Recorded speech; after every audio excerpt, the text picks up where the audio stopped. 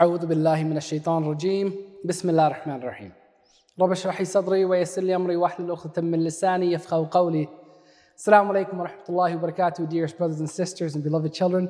Jazakallahu khair for joining us again on the final of our Ramadan series, where we go over a summary of the list of do's and don'ts, the commandments and the instructions from the Qur'an. We cover one chapter, one juz every series, and today we'll be going over the 30th and the final chapter. Inshallah, today we'll be covering 37 surahs in total, covering just over 560 verses, 564 to be exact, and we'll be covering 9 themes, inshallah. With this, the first of the themes is, how should we prepare ourselves to present ourselves in front of Allah subhanahu wa ta'ala? We are told to live a life free from the punishment of Allah, and success is for the pious people. You should not rebel against Allah, and hellfire is waiting for the rebellious people. The day of resurrection will come for sure, and you must prepare yourself for it and make your home with Allah subhanahu wa ta'ala while you're still alive in this world. Everyone's appearance before Allah subhanahu wa ta'ala is certain, it's absolute. So you must be fearful for this appearance. Now is the time to correct yourself. You must stop yourself from following your worldly desires and consider and ponder the life of this world as a stepping stone to success of the hereafter. So do hard work for the hereafter. And if there's fear of Allah in your hearts, then your heart will accept the advice and also accept the lessons from Allah subhanahu wa ta'ala's book. And if you are arrogant, then you'll become a lesson for others like Fir'aun. So take a lesson from this blind man who came to Rasulullah sallallahu alaihi wasallam flying on the wings of passion and impatience, so that he could get light from the Prophet sallallahu alaihi wasallam and hear the word of Allah subhanahu wa ta'ala from the Prophet sallallahu alaihi wasallam. May Allah subhanahu wa ta'ala make us like that man. Ameen. Say Ameen with your heart. Now the next theme is what the Qur'an will do for you. We're told that the book of Allah, the Qur'an, is a book of advice and a reminder to mankind. Whoever disregards it will not get anything from it. And whoever seeks advice from it with a sincere heart will get so much that he will be rich. And there is no place for time. Now is the time to come to your senses. Believe and repent from evil sins, and otherwise the day of Yawm al-Qiyamah will be horrible. So horrible that a man will run away from his brother, from his parents, from his wife, and even from his sons. Allah subhanahu wa ta'ala's book is a book of advice and guidance for all human beings. Angel Jibreel, the chief of the angels, has conveyed the Qur'an to the Prophet ﷺ. Appreciate this book and do not go astray. And if you want the right and the straight path, then this book is enough for you. The next theme in this juz is talking about the advice to disbelievers. And this we are told that you should not be deceived about your Lord. On Yawm al-Qiyamah, you will all know what you have sown in this world. The honorable angels of Allah subhanahu wa ta'ala are watching. Everything that we are doing is being recorded with our kiram and katibeen. You should avoid evil acts and be faithful servants to Allah. Instead of denying Yawm al-Qiyamah, prepare for it. No one will be of any use on that day, especially for those people who have decided that they will remain disbelievers and continue doing bad deeds, and those who deny the day of Yawm al-Qiyamah, and those who do wrong acts and transgress the limits of Allah, and those who deprive others of their rights, and those who cheat in weighing in terms of business and doing justice, and those who do evil acts. Every action of such people is being recorded, and indeed they will be held accountable for their every action.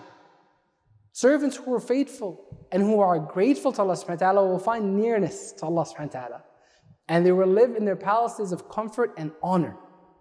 All of your hard work is reaching Allah, and you will have to face the consequences of these actions.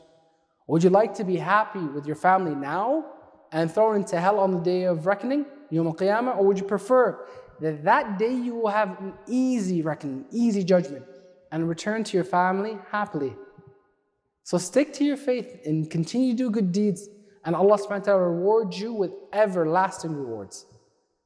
Subhanallah. The next theme that we have is what will happen to disbelievers in the hereafter. Those who, we are told that those people who hurt believing Muslim men and women in Allah should prepare for the fire and to burn in hell. This is a very, very serious act and crime in the sight of Allah subhanahu wa ta'ala.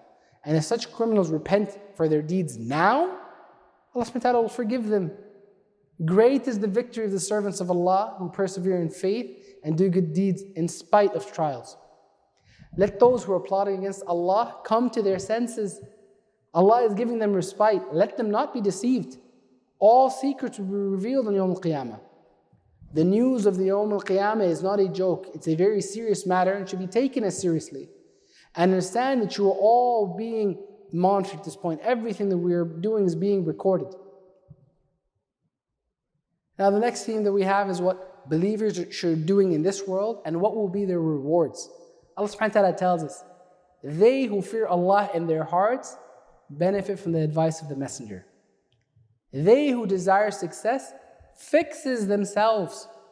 They who remember the names of Allah subhanahu wa ta'ala, and they who establish salah, and they who understand the life of this world and turn away from the advice of Allah subhanahu wa ta'ala, then they spoil their own destiny. Everybody works hard in this world.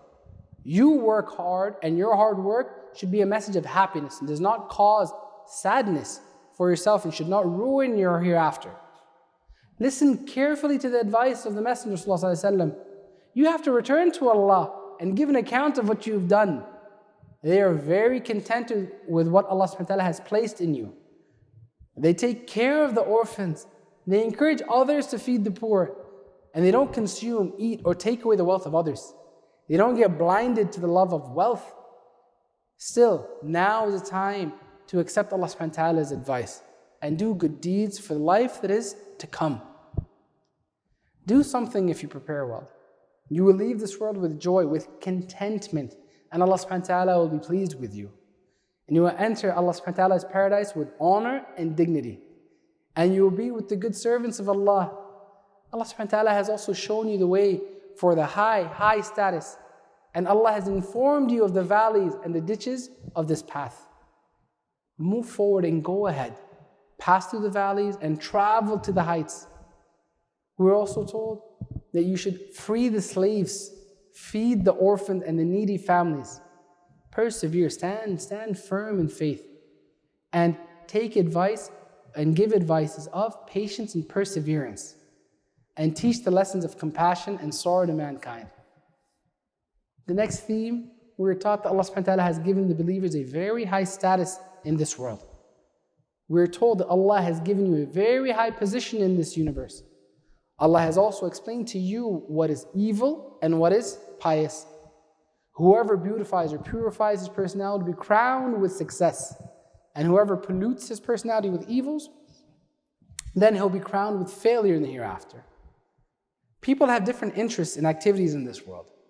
Spend some of what Allah subhanahu wa ta'ala has given you in the way of Allah subhanahu wa ta'ala. Avoid Allah subhanahu wa ta'ala's punishment and believe in Allah subhanahu wa ta'ala's promises. And there are some that are miser and show selfishness towards Allah, and they deny the promises of Allah, while others are thinking of improving themselves and making their destiny. They spend money in the way of Allah, and they make the good pleasure of Allah as their goal in life. You should not despair of Allah subhanahu wa ta'ala's help and Allah subhanahu wa ta'ala's mercy. You must remember Allah subhanahu wa ta'ala's abundant bounties and pay the dues of the orphan and the needy. You should not oppress the orphans, and you should not rebuke the needy, and you should speak of the bounty of Allah to mankind. SubhanAllah. The next theme is, what are the greatest fortunes that a person has? And Allah subhanahu wa ta'ala tells us, the greatest good fortune for a person is that his heart and mind are open for guidance. The burdens of an unclear life mission, it's removed from their back, and his position in the sight of Allah subhanahu wa ta'ala is elevated. You should never be afraid of difficulties or hardships. The problem is only one, but there are many ways to go out there and solve this. Keep up the good work if you get a chance from the struggle of religion. Then stand before your Rabb, your Lord. Allah subhanahu wa ta'ala has made you on the best structure and endowed and given you with the best abilities. You do not want to fall into humiliation. So therefore stick to your faith and embellish your life with goodness. If Allah subhanahu wa ta'ala has taught you to read and write, then read the book of Allah. Allah subhanahu wa ta'ala has given the key of knowledge. So seek knowledge of the straight path. There are also very unfortunate within human beings who rebel, who challenge Allah, who forbid people from worshipping Allah. They deny Allah, they disobey Allah. You should not listen to such people who are sinners and doing bad things. You must adhere and hold firm to the guidance of Allah.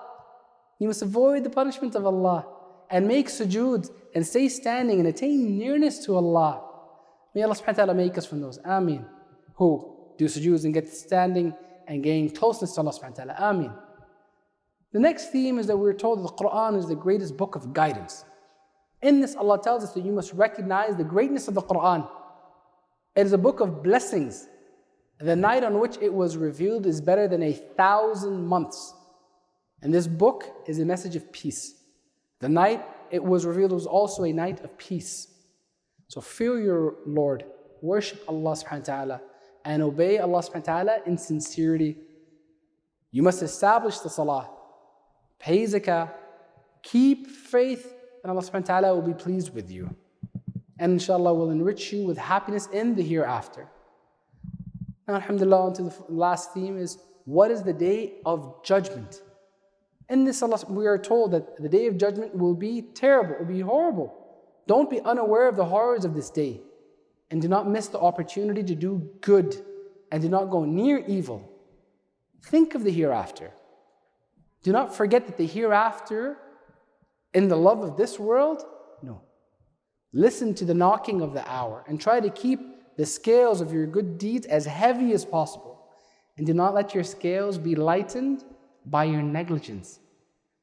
Do not engage in the race to expand this world in such a way that you sink into the luxuries of this world in such a way that you forget the hereafter. Therefore, remain steadfast in faith. Do good deeds. Speak to truth to one another. And keep on advising patience and perseverance. You will be of great benefit. Otherwise, you'll be in great loss. Do not forget the hereafter when you're counting the wealth of this world. And don't be emptied of moral values when filling the coffers, when you're filling your wealth. And do not plot against Allah subhanahu wa ta'ala. Learn a lesson from the fate of the people of the elephants from Surah Al-Fil. Allah subhanahu wa ta'ala made them look like straw for animals. Worship Allah subhanahu wa ta'ala, the Lord of the Kaaba. Allah is the one who satisfies hunger by providing sustenance. And Allah is the one who saves from fear by giving peace. Beware of those who deny the day of judgment. They push the orphans. They do not provoke or invite others to feed the hungry. They neglect, forget the salahs, the prayers. And they don't even offer help for even the smallest of items. Allah subhanahu wa ta'ala has decided to bless you with the source of goodness. Worship your Lord sincerely and sacrifice for Allah subhanahu wa ta'ala. Declare a clear detachment from those who deny Allah, and do not make any compromise with shirk. When Allah subhanahu wa ta'ala grants you victory, then give thanks to Allah subhanahu wa ta'ala and praise Allah subhanahu wa ta'ala often, and ask Allah for mercy and forgiveness. In the pride of wealth, Abu Lahab and his wife together became enemies of Allah, and their wealth did not help them at all. They're doomed in this world and in the hereafter, in the akhirah. We're also told to believe in Allah and bear witness to the oneness of Allah, and take refuge in Allah and seek refuge in Allah from all kinds of evils and the shayateen. Alhamdulillah. With that, we've concluded juz number 30, and we've concluded our Ramadan special series where we go over the do's and don'ts and summary of the commandments. Wa akhir da'wana walhamdulillah rabbil alameen. I'm very grateful that everybody has come together, alhamdulillah, and that we've been able to have this series, and we've been very fortunate to see this Ramadan.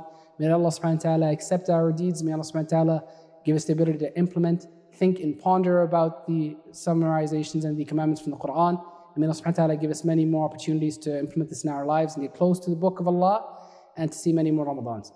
Ameen. Wa akhir da'wana walhamdulillah rabbil alameen. Jazakallahu khair. Assalamu alaikum wa rahmatullahi wa barakatuh.